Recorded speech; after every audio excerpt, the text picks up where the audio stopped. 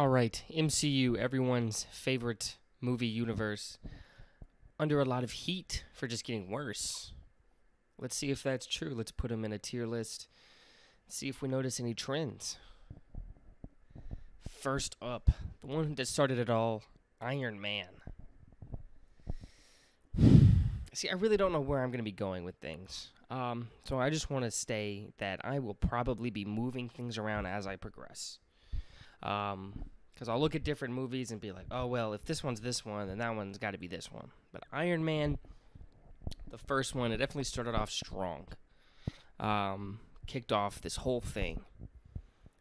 I'm going to put it...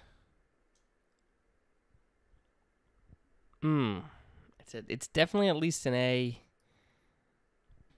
That might be a little strong. Very forgettable villain. Whose name, I don't even really remember him, but just... big suited Iron Man.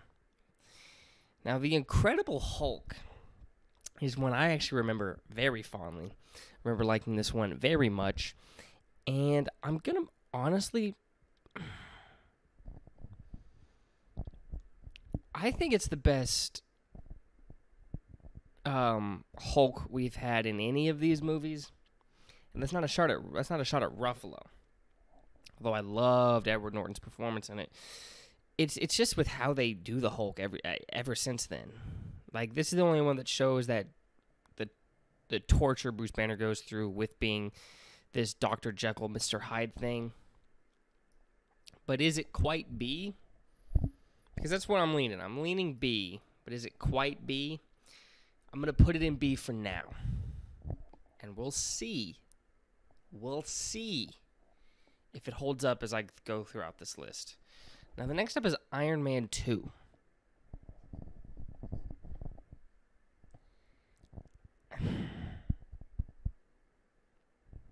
Cool visuals, right? Some good fights. We got a new Rhodey in this one, and he finally becomes War Machine. Black Widow's introduced in it. But is it that good? I would assume if this is one I went back and watched, I'd probably enjoy it more.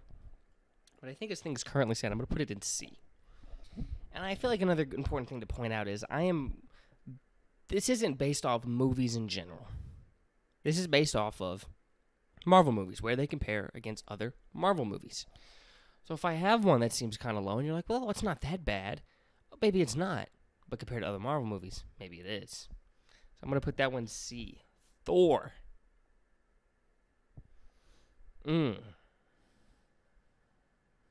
Man, the journey Thor has gone through in the MCU, so different from this first one. His movies, the tone, so different. And Thor...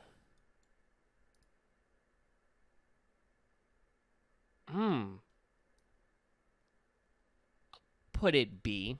I feel like I like his journey. Being unworthy, going to Earth, becoming worthy once again, or for the first time, maybe, depending on how he was prior to the movie. Probably worthy for the first time, truly. So I'm going to put him in B. Captain America, the First Avenger. Captain America is probably my favorite superhero in the MCU. My favorite superhero overall is... That's not where it's going, don't worry. My favorite superhero overall is The Flash. Haven't seen the new Flash yet. I didn't like Ezra Miller's Flash when he was first introduced, and then news comes out about him, and I've less of a rush to go see it. But I'll put it B. I think Phase 1 is very strong, but I don't think it's peak Marvel.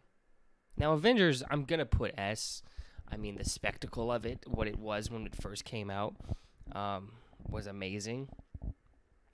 So maybe this one, I don't think it's the best movie, but just what it represents, just the triumph of early Marvel, I'm going to put it C. Now, Iron Man 3. I'm going to put it D. Man, Tony, for his legacy in Marvel, you would think he has better movies, right? Because it starts the whole thing off. It's just because the character itself has never been the issue with any of the movies he's been in. Like some of the weakest villains, probably has the weakest villains of anybody, really. We could talk about that. That's a different discussion. But he might have the weakest villains out of anybody, any hero in Marvel. But I'm gonna put him D. Just the whole AIM and the Mandarin and so it just did not work out. Thor: The Dark World. And this has to be the most forgettable one because I'm trying to remember what happens in this movie to begin with. But is it F?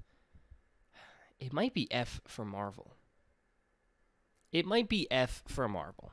And I can't even really give too much of an opinion on why because I just don't remember it like at all. But then we get to this next one and Captain America, he definitely has, in my opinion, the best trilogy of anyone in Marvel. Maybe the best set of movies. You know, enjoyed his first one, but then Winter Soldier, I mean, fight choreography, Bucky coming back, Hydra, just amazing, just truly great. And then this, and then Guardians. Oh man, what a fun ride watching Guardians for the first time is, seeing this misfit family come together. Sorry, Guardians 3 is still freshly on the brain, so I'm trying not to talk about that one. But Guardians, this first one, showing that Marvel can do no wrong, even though they just did. That's what everyone was saying. They could do no wrong when they just did. But showing that you don't have to take an established character that everyone knows and has this base fan support that will make a movie successful. You can take more obscure characters and turn them into something, tell their stories, and you could still have a great hit. And then Age of Ultron, I think, is maybe a movie that gets overhated a little bit, but I'm going to put it C. Is that fair? Because people talk about it like it's bad, and it's not. It's not bad. It's just not the same feeling when we saw Avengers for the first time. But Hawkeye has one of his best moments in here. The relationship between Hulk and Black Widow did come kind of out of nowhere. Ultron is probably the first real .2 problem with Marvel where they kill off their villains at the end of every movie, so they don't get to be their full glory of being this prolonged nuisance, this reoccurring threat. Ultron only being in one movie, being a little underwhelming. I'm going to put it in C. Ant-Man. The first one I'm going to put in A. This was a really fun movie to watch, really funny movie. Great visual gags with the shrinking and the growing. The storytelling of Scott Lang's friend was great. Ant-Man, I'm going to put in the A. Captain America Civil War. When I talk about my favorite Marvel movie, I usually go back and forth between Winter Soldier and Civil War, but it's been so long since I've watched some of these movies. I feel like I should go back, and I won't spoil it now, but I think I do know my favorite one, and it could be a recency bias thing, but we'll get to it. But yeah, I go back and forth between Civil War and Winter Soldier, but Civil War, really showing the strong moral fortitude of Steve Rogers as a character, and just, I mean, seeing these favorite superheroes fight each other was awesome. The fight scene between Bucky, Cap, and Iron Man is amazing. Black Panther's introduced. Spider-Man's introduced. Great film. Doctor Strange, I'm going to put B. Another good, fun one. Visuals were crazy. I mean, at least conceptually. One of the most unique ways of defeating a villain. Dormammu, I've come to bargain, just pestering the villain into giving up. Very interesting. Now, Guardians of the Galaxy Volume 2. I feel like this is another one that's a little overhated. Where did it go? Where'd it go? I lost it. There it is. Guardians of the Galaxy Volume 2. I feel like I enjoyed it a good bit. I really enjoyed um, the revelation of Ego killing Quill's mother. That was great. Um, it's still the same Guardians that we know and love. There's no like discrepancies with their character, their established character. Honestly, I'm gonna put it in B. I just feel like everyone just loved the first one so much that when the second one wasn't as good, it wasn't as good. It got a little overhated. Spider-Man. This should be Homecoming. Spider-Man Homecoming. This movie has, in my opinion, the most underrated Marvel villain, the Vulture. I remember very much loving Michael Keaton's Vulture in this. I thought it was really good. Just like your everyman, almost this family man, due to circumstances resorting to this life of crime. This is probably my favorite Spider-Man movie in the MCU. A rewatch might change that, but right now I'm actually gonna put it A. I feel like maybe I'm higher on this movie than others. I really do love a good villain, and it delivers the most underrated one in the MCU. Now Thor Ragnarok. I'm gonna put this baby. Thor Ragnarok. I'll put it A. I mean, it was such a fun movie. Everyone loved it when it came out. I feel like some people have soured on it since then, but I'm gonna put it A. I don't like how the MCU does the Hulk, but since they've done what they've done with it, the Ragnarok plays with that character very well. Black Panther. Is it quite S? I'm going to say yes. Killmonger being one of the biggest reasons, like I said earlier, love a good villain. That's definitely one of the best. His death is definitely maybe one of the most powerful, maybe the most powerful villain death in the MCU, because like a lot of people, have a problem with him killing every villain. And it's just feeling like, well, we could have done more with that, or they could have grown from this, and we could not make the villain good, but like they can grow from it in villainry and come back again in a future movie way down the line, instead of just having to do a new villain every single movie. Letting some villains grow with the heroes and have a rivalry almost. But his death made so much sense as just such a powerful statement to his character and his beliefs. The world building that they do with Wakanda is very strong, works very well. Gonna put it in S. Infinity War. Also S. I mean, this is one of the two movies that Marvel was building everything up to end off the Infinity Saga. This is part one of that finale, even though there's movies in between the two. This is part one of that finale. Seeing everyone come together, seeing characters that we didn't get to see interact before, didn't even think we could see interact, like the Guardians with Peter and Iron Man, seeing all of that, and ending in an Avengers defeat was really good. That's an easy S. Ant-Man and the Wasp. This one is definitely a downgrade.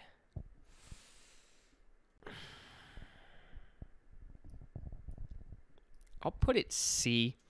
It does a lot of what Ant-Man did, in terms of some of the comedy, some visual gags with the growing things as well.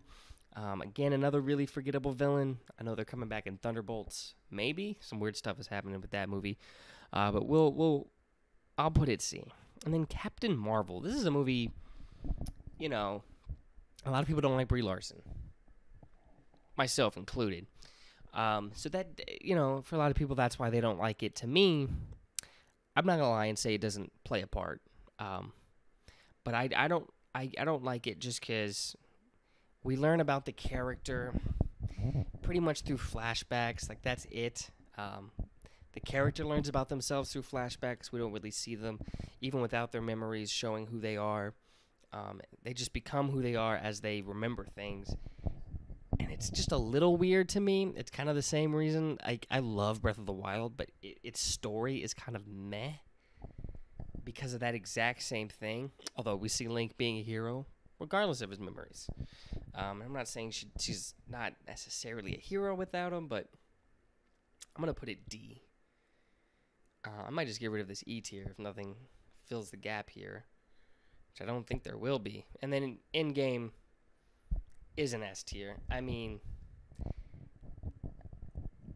I don't remember how many years build-up there was been to Endgame, but everyone's stories coming together there, heroes that had been dusted away coming back, a final fight with Thanos, a send-off to some of our favorite heroes, a send-off to Cap, a send-off to Iron Man, Black Widow just killing herself, Gamora dying, and then seeing how that affects later on in the Guardians movies. Very, very emotional movie. I definitely remember tearing up. Maybe one leaked out when Tony died. Very good movie. Definitely an S tier. And then Spider-Man Far From Home. This one, it's not as good as Homecoming. It's just not. Mysterio's cool, and I like how they did Mysterio. But just not as strong, and like some people, I haven't been the biggest fan of Tom Holland's Spider-Man with how, I don't know, his life is set up and how he carries himself in comparison to other Spider-Man and how I think Spider-Man should be.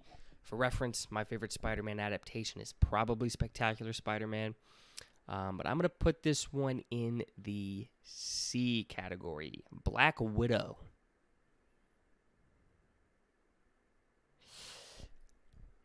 Black Widow.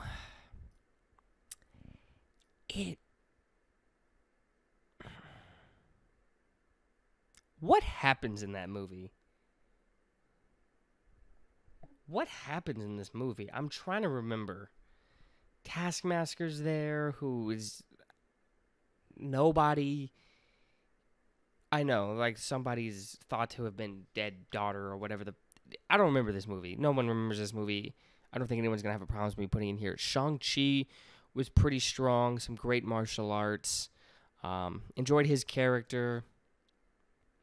The struggle between him, the relationship between him and his father was very unique. This was definitely one of the stronger Marvel movies post-Endgame. But where does it really rank? Probably B. Eternals. I remember liking Eternals. At least it's definitely compared to everyone else. People really were hating on this movie. I thought it was fine.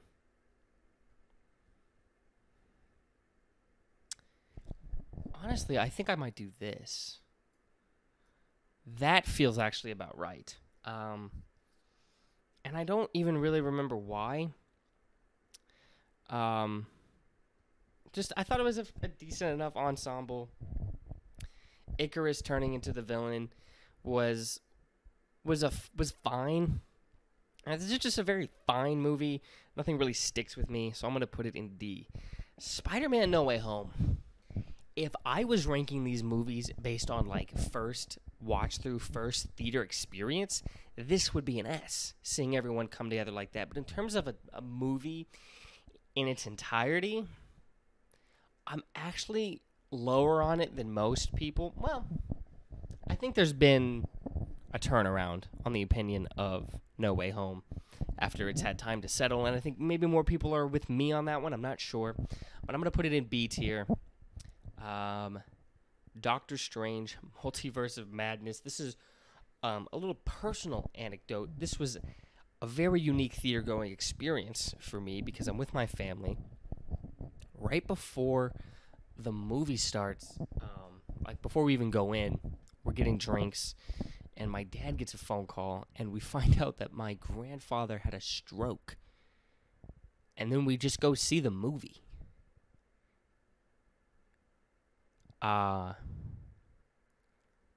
Grandfather wasn't within like a driving distance. It's not like we could have gone to see him. Seeing the movie probably is still what we should have done because it's not something we could do anything about. It's just wow, maybe a movie was the right thing to take our mind off it because there's not much we could have done. And he's fine, by the way. He's lived. He is still living. He lived through it. It did take a little bit of a toll on his health, but he's been getting back up there. So, but just a wild experience. And we also had a family friend there. This is my sister's friend. So that was just a weird theater going experience. The movie itself. Actually, I think I saw this movie twice in theaters. Weirdly enough, because I went with friends too. But it's not a movie. If it wasn't for friends, it's not a movie I'm actively wanting to see at theaters again. It's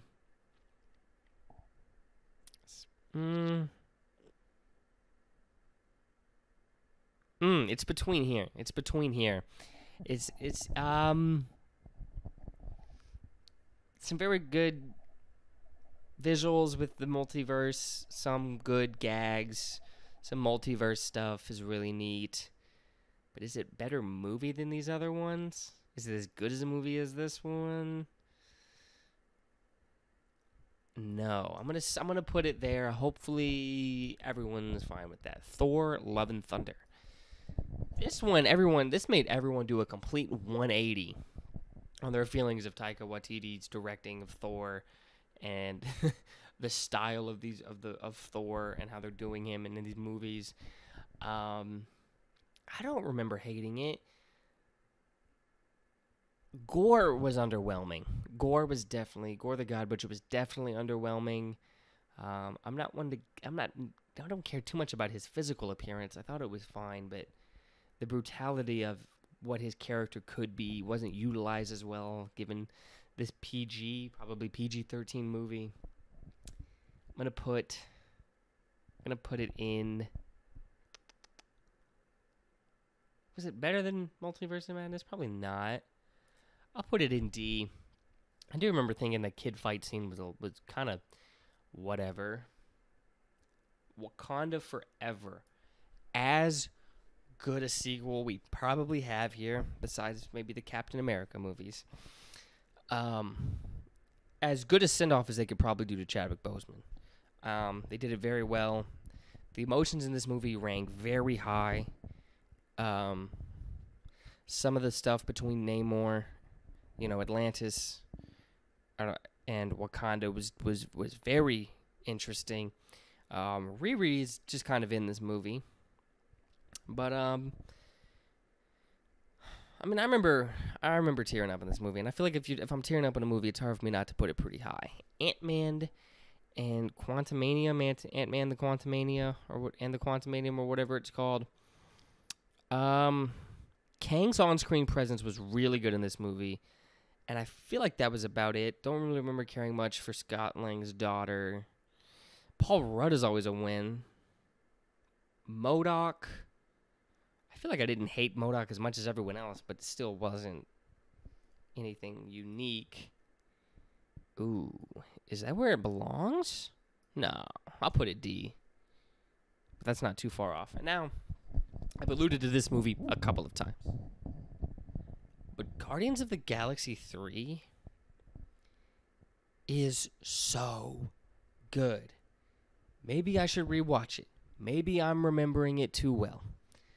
But what they did with Rocket in that movie makes Rocket one of my favorite Marvel characters easily. I'm honestly going to put this movie in S. I just am. God, it was so good. So good. So right now for trilogies, it looks like Captain America and Guardians are on the same tier. And that feels right to me. Right now, everything looks mostly right to me. I'm trying to think if anything is outrageous. And I don't think so. Sorry about that. I don't even know if the mic picks that up. But this is my tier list. This is my rankings. Please let me know what do you think in the comments below. Your biggest disagreements and your biggest agreement. If you're gonna tell me your biggest disagreement, tell me your biggest agreement. Next week I'm gonna have a Wii Vault video where I talk about Spider-Man Shattered Dimensions. Got a lot to say about that game. I just finished streaming it. Next week I will start streaming Bakugan Battle Brawlers on the Wii, so look out for that. Got a lot coming. Please like and subscribe to see it all. Thank you for watching, and keep gaming.